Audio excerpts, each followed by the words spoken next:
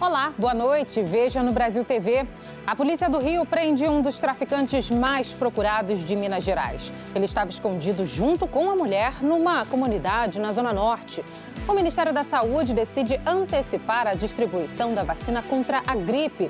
Alunos de Pernambuco aprendem na escola o combate ao mosquito transmissor da dengue. E ainda a Receita Federal divulga as regras do Imposto de Renda de 2024. Quarta-feira, dia 6 de março, agora no Brasil TV.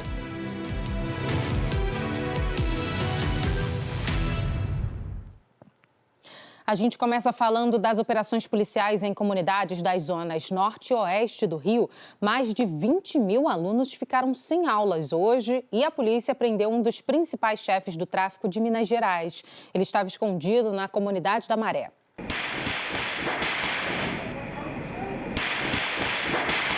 Os PMs do BOP entraram cedo em duas comunidades da Maré. A operação era em conjunto com a Polícia Militar de Minas Gerais, porque um dos procurados era um traficante mineiro. Os policiais disseram que foram atacados por bandidos e revidaram. Em vídeos publicados nas redes sociais, moradores relataram os momentos de medo. Tiro pesado aqui, ó, muito tiro, muito tiro. Aqui no pier, aqui perto da piscina, atrás da creche. Cuidado aí, gente. O alvo principal da polícia era Eduardo Lourenço Marques, o Dudu, de 30 anos, um dos traficantes mais procurados de Minas Gerais. Segundo as investigações, o bandido faz parte da facção 3º Comando Puro, na cidade de Manhuaçu. Eduardo e a mulher dele foram presos. Os dois tinham mandados de prisão em aberto e foram levados para a delegacia de Bom Sucesso. A polícia apreendeu um fuzil com os traficantes. O bandido responde pelos crimes de tráfico de drogas, porte ilegal de arma e uso de documentos falsificados. Durante o tiroteio, um homem ficou ferido na perna esquerda. Tiago Lima da Silva, de 27 anos, foi trazido aqui para o Hospital Federal de Bom Sucesso, onde está sendo submetido a uma cirurgia. Segundo a PM, Tiago é suspeito de envolvimento no tráfico de drogas da Maré. Também houve operações em outros bairros do Rio. Na Cidade de Deus, traficantes atearam fogo em barricadas para dificultar a ação da polícia. 3 homens suspeitos de tráfico de drogas foram presos na CDD. Os policiais também fizeram ações na Vila Kennedy e na Vila Aliança. Não há informações de presos ou apreensões.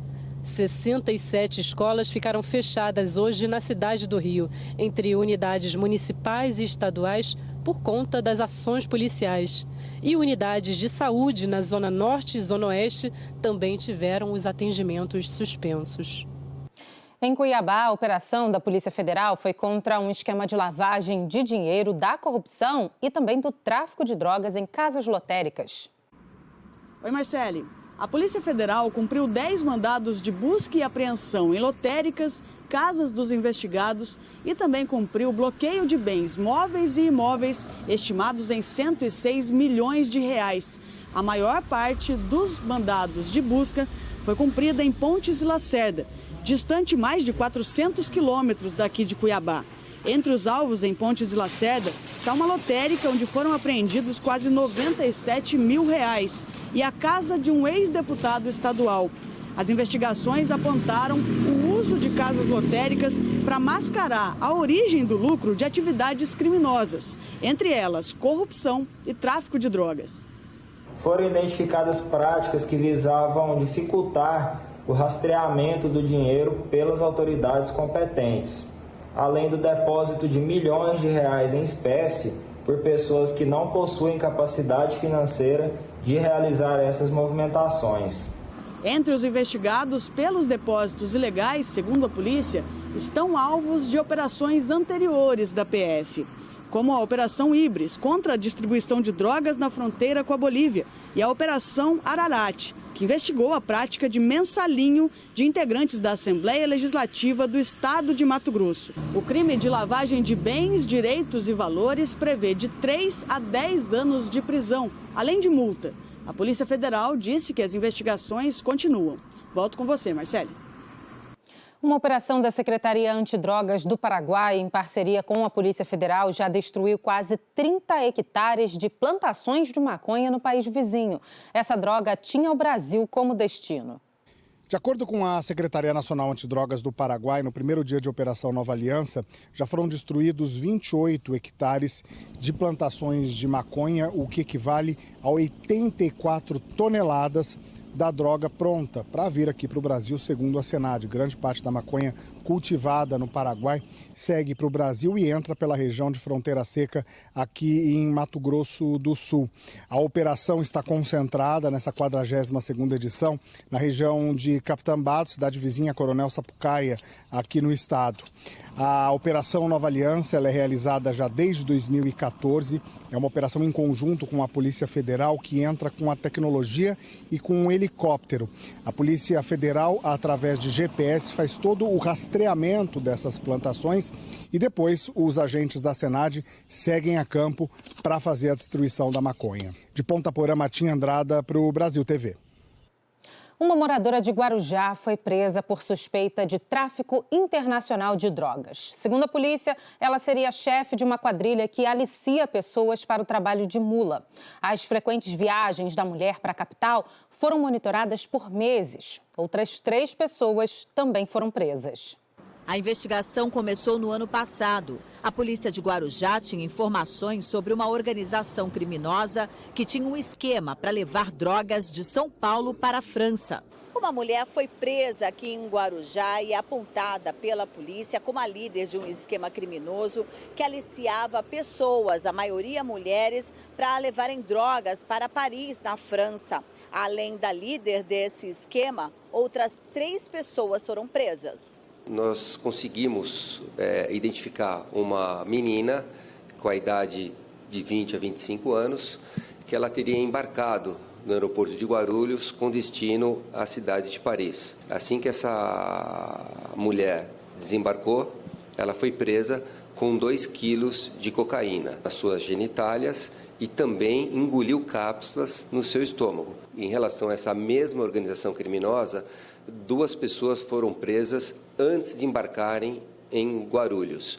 Um homem foi preso com quase 1 quilo de cocaína e também uma menina que foi também presa em Guarulhos, tentando embarcar com entorpecentes no seu corpo. Na casa da líder do esquema foram apreendidos celulares, anotações e cápsulas de comprimidos que a polícia confirmou depois que eram cocaína.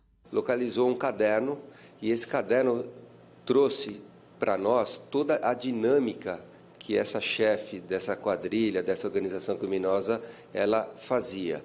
Ela aliciava as mulheres, ela comprava a passagem, ou seja, esse custo para a organização criminosa saía em torno de 7.400 euros. E, inclusive, pagava uma comissão para as pessoas que indicassem uma dessas mulas, como chamam. Exatamente. A pessoa que conseguia aliciar uma mulher que se propunha a levar drogas para fora do Brasil, essa organização chegava a pagar até R$2.000 por indicação. O Ministério da Saúde decidiu antecipar a distribuição da vacina contra a gripe por causa do aumento da circulação de vírus respiratórios no país. A orientação é começar a campanha assim que as doses chegarem. As doses das vacinas contra a gripe já estão sendo distribuídas pelo Ministério da Saúde. A estimativa é que 75 milhões de pessoas sejam imunizadas. A vacinação costuma ocorrer entre abril e maio, mas o Ministério da Saúde vai começar nesta quarta-feira. É por causa do aumento da circulação de vírus respiratórios no país. A antecipação da campanha vale para o Distrito Federal e para os estados de 4 regiões: Nordeste, Centro-Oeste, Sul e Sudeste. Por causa do clima, os moradores da região Norte só vão ser vacinados contra a gripe no segundo semestre. Essa mudança começou a valer no ano passado, quando a população do norte do país foi vacinada entre novembro e dezembro. E quem tem direito à vacina contra a gripe pelo SUS? Crianças de 6 meses a 5 anos, idosos de 60 anos ou mais, gestantes, puérperas, mulheres que tiveram filho recentemente, povos indígenas, pessoas em situação de rua, pessoas com deficiência permanente, pessoas com doenças crônicas não transmissíveis e outras condições clínicas especiais, presos e adolescentes e jovens de 12 a 21 anos que cumprem medidas socioeducativas. A vacina contra a gripe também pode ser tomada por profissionais de algumas categorias: professores, trabalhadores da área da saúde, das Forças Armadas, de segurança e de salvamento, caminhoneiros, trabalhadores de transporte coletivo rodoviário e de portos, funcionários do sistema prisional. As crianças que vão receber a vacina contra a gripe pela primeira vez devem tomar 2 doses, com um intervalo de 30 dias. Em Aracaju, por causa do aumento no número de casos de síndromes respiratórias, começou a funcionar hoje um gripário, uma unidade de saúde só para atender casos deste tipo. Marivalda foi uma das primeiras a chegar no Centro de Atendimento e Triagem à Síndrome Gripal. Veio investigar os sintomas que vem apresentando nos últimos dias. Comecei na segunda-feira sentindo, tossindo, né? E aí, quando foi ontem, comecei com dor de cabeça, com dores no corpo. Mas aí eu não quis tomar nenhuma medicação porque eu não sabia o que eu tinha. Aí, como hoje eu amanheci ainda mais debilitada, eu assisti no jornal da manhã e vim aqui fazer o teste para ver o que é, porque eu não sei. Joás também buscou ajuda. Está com dores nas articulações, olhos e teve febre à noite. Nem conseguiu dormir direito. Assim que chegou, passou pela triagem e aguarda o atendimento médico. Muita dor no corpo, garganta doendo demais, dor de cabeça, as articulações realmente bem travadas, entendeu? Muita dor. Passei pela triagem, fiz os testes de Covid e chikungunya, se não me engano, e agora aguardar atendimento médico. Chamarem para o atendimento médico clínico, né? De acordo com a Secretaria da Saúde de Aracaju, este ano já são mais de 7.300 casos de síndromes gripais, motivo que provocou a reabertura da unidade. Nós estamos reabrindo a síndrome gripal, que vai ser mais um equipamento que vai estar disponível para a população, como uma forma de também desafogar as nossas redes de urgências, nossos hospitais. Então, todas aquelas pessoas que estiverem apresentando um quadro que seja de síndrome gripal ou um quadro que possa ser uma suspeita de arbovirose, dengue, chikungunya ou zika, pode se dirigir aqui para a síndrome gripal, para que a gente possa desafogar as urgências e realmente deixar a urgência para aqueles pacientes que têm uma situação mais grave, que precisam estar no ambiente hospitalar. O atendimento na unidade é para pessoas com sintomas como garganta inflamada, tosse, espirro, coriza, febre e dores no corpo. No espaço, dá para fazer exames do tipo PCR, aquele do cotonete, para saber se os sintomas têm relação com doenças como Covid-19, dengue, zika e chikungunya. Uma outra grande preocupação é com relação à dengue. Mais de 1.200.000 vacinas contra a dengue já foram distribuídas e estão disponíveis aqui no Brasil.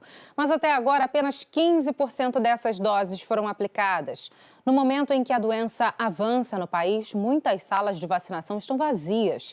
Por isso, a Prefeitura de São Luís começou hoje a aplicação da vacina contra a dengue em crianças de 10 a 14 anos de idade, ampliando o público-alvo que antes era para crianças de 10 a 11 anos.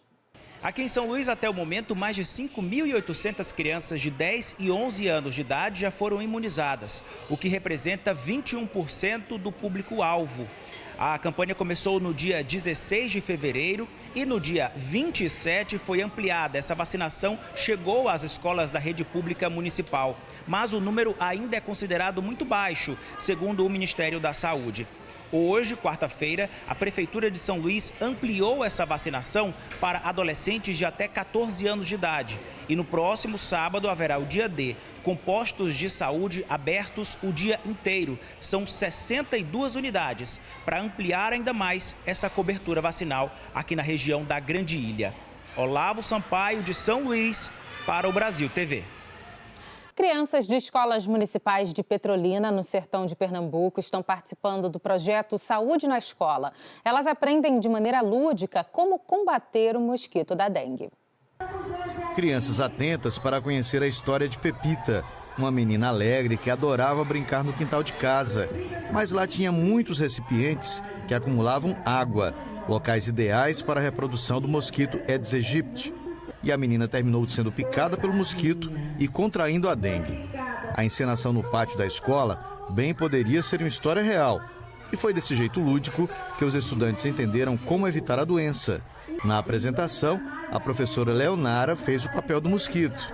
Hoje foi um dia assim de conscientização na escola, né? Eles estão aprendendo, brincando, se divertindo por meio de contações de histórias. Então foi um momento de conscientizá-los de uma forma dinâmica e divertida. A ação faz parte do projeto Saúde na Escola. O objetivo é mobilizar os alunos da educação infantil e ensino fundamental para que sejam multiplicadores de informações sobre o cuidado com a proliferação do mosquito transmissor da dengue, zika e chikungunya. Foi abordado em sala de aula a temática. Também recebemos a visita dos agentes de endemia, que trouxeram larvas e fizeram essa dinâmica com as crianças, assim como eles fizeram representação gráficas em desenhos, produções, e temos ali na exposição. Como também trabalhamos, né, diversas temáticas com música, também atividades lúdicas, encenações, como hoje nessa culminância. Além do teatro e contação de história, teve ainda poesia e música. Tudo resultado de pesquisas desenvolvidas ao longo da semana passada. E as crianças aprenderam bem a lição. A dengue faz ter dor de cabeça, febre, corpo mole, é tudo assim, né? Aí, para evitar a dengue, você precisa não deixar água parada. Não deixar pneu no quintal, tipo guardado no quintal, né? Aí acumula água. Não pode deixar água parada, porque senão vai criar meio que ovos do mosquito. E aí a gente pode ficar doente com chikungunya, dengue e essas doenças. E atenção, a Sociedade Brasileira de Infectologia emitiu um alerta destacando a importância de evitar o uso de alguns anti-inflamatórios em casos de suspeita de dengue. É que essas medicações podem contribuir para piorar os efeitos da doença. A dona de casa Poliana Rodrigues já pegou dengue 2 vezes. Sentiu muitas dores, teve febre e perdeu peso. Dias difíceis e que ela não quer passar de novo. Quando foi diagnosticada, ela tomou apenas 2 medicamentos. Na época eu só tomei Tilenol, né, o paracetamol, e eu acredito que ele seja bem mais fraco, não sei. A febre ela persistiu muito. Fiquei afastada do trabalho durante 15 dias. E era muita moleza no corpo, muito cansaço, muita fadiga. Com os casos de dengue aumentando em todo o país, uma preocupação que surge é com a automedicação. É que muitos remédios não são indicados em caso de suspeita de dengue. Os mais perigosos são os anti-inflamatórios. Nessa lista estão incluídos os medicamentos populares e que muita gente tem em casa, como a nimesulida, o cetoprofeno, o ibuprofeno, o diclofenaco e o ácido acetil salicílico. No caso de suspeita ou confirmação de dengue, não deve ser utilizado nenhum tipo de anti-inflamatório, porque eles atrapalham a cascata da coagulação e o grande vilão da dengue é justamente a dengue hemorrágica. Então, em caso de suspeita ou dúvida, nunca se automedicar, né, primeiramente, e em hipótese alguma com os anti-inflamatórios. Eles inibem uma cascata natural do organismo, a COX, e essa COX ela tem um papel fundamental de fazer a coagulação natural do nosso organismo. Então, se eu inibo essa COX, né, que ele está ali agindo natural, eu inibo a agregação plaquetária e eu tenho esse risco de ter um sangramento intenso e vir a ter uma dengue hemorrágica. A farmacêutica lembra que o ácido acetil salicílico, a famosa aspirina, é receitada também para pacientes hipertensos. Nesse caso, o aconselhável é que, em caso de dengue, essas pessoas só suspendam a medicação se orientadas por um médico. O médico vai fazer exames frequentes, dia sim, dia não, para acompanhar as plaquetas. Porque eu não posso atrapalhar o evento normal que ele está tomando, que é para eventos cardíacos. Então, eu acompanho. Se as plaquetas têm uma queda brusca, aí sim o médico vai interromper o uso do AS. Se não, ele mantém por conta de outros problemas cardíacos. Os medicamentos mais seguros em caso de suspeita de dengue são o paracetamol e a dipirona para combater os principais efeitos da doença, que são a dor e a febre. Mesmo assim, o mais importante é procurar um serviço de saúde imediatamente e evitar a automedicação. Sempre evitar a automedicação. Procure um posto, uma farmácia, então uma orientação mais específica sobre o assunto.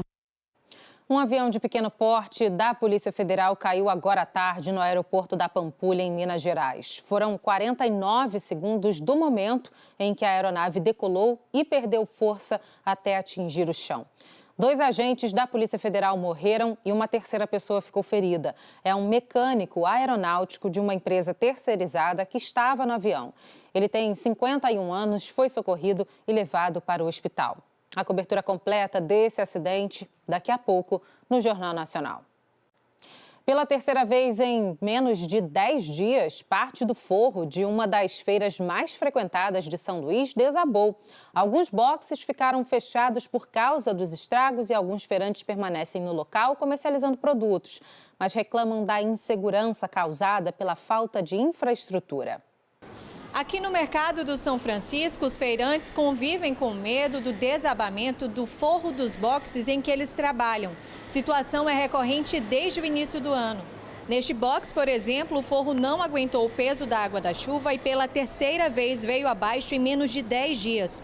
Prejuízo para o dono do box, onde funciona uma peixaria. Perdeu 2 balanças, um notebook e outros objetos. O problema está também em outros pontos aqui da Feira do São Francisco. E quando chove, a preocupação aumenta, já que se intensifica o vazamento de água pela calha. A Feira do São Francisco foi revitalizada em 2020, mas muitos problemas permaneceram. Um dos maiores desafios para quem trabalha aqui é justamente a falta de manutenção. Em nota, a Prefeitura de São Luís diz que está realizando os reparos aqui no mercado do São Francisco, que devem ser concluídos em até 20 dias. Tarsila Castro, de São Luís, para o Brasil TV. A seguir, o período da quaresma aumenta a procura pelos pescados no litoral paulista. Não saia daí.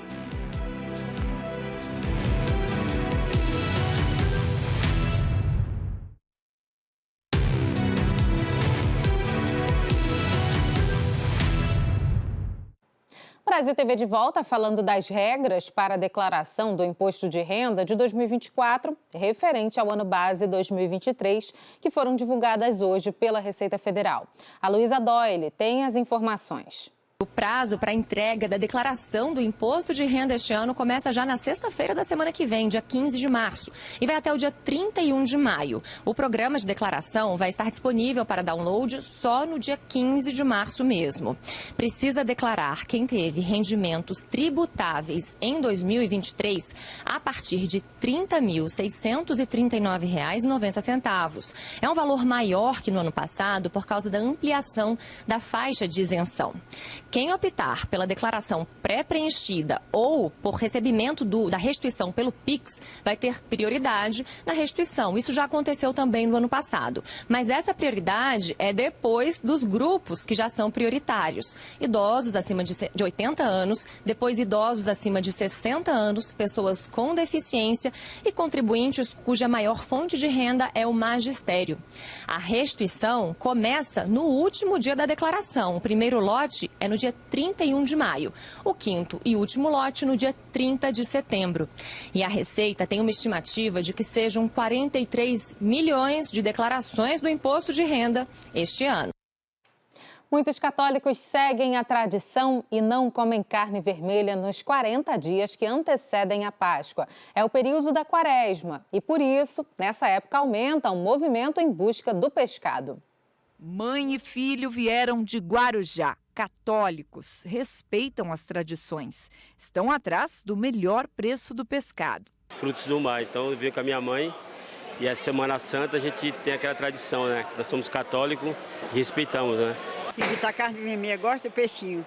Principalmente aqui no mercado que eu venho buscar com o meu gosto, né? No mercado de peixes de Santos, na Ponta da Praia, o movimento aumenta nessa época. Apesar disso, os comerciantes percebem que a procura não é a mesma de antigamente. De uns 10 anos para cá tem diminuído, né? Aumenta muito o movimento, mas porém o pessoal assim não segue mais a tradição religiosa como era antigamente. Nós temos muitas opções para aquelas pessoas de baixo poder aquisitivo, que não tem condições de comer um salmão, um amé com linguado. Nós estamos preparando a sardinha, está na promoção, está R$ 11,90.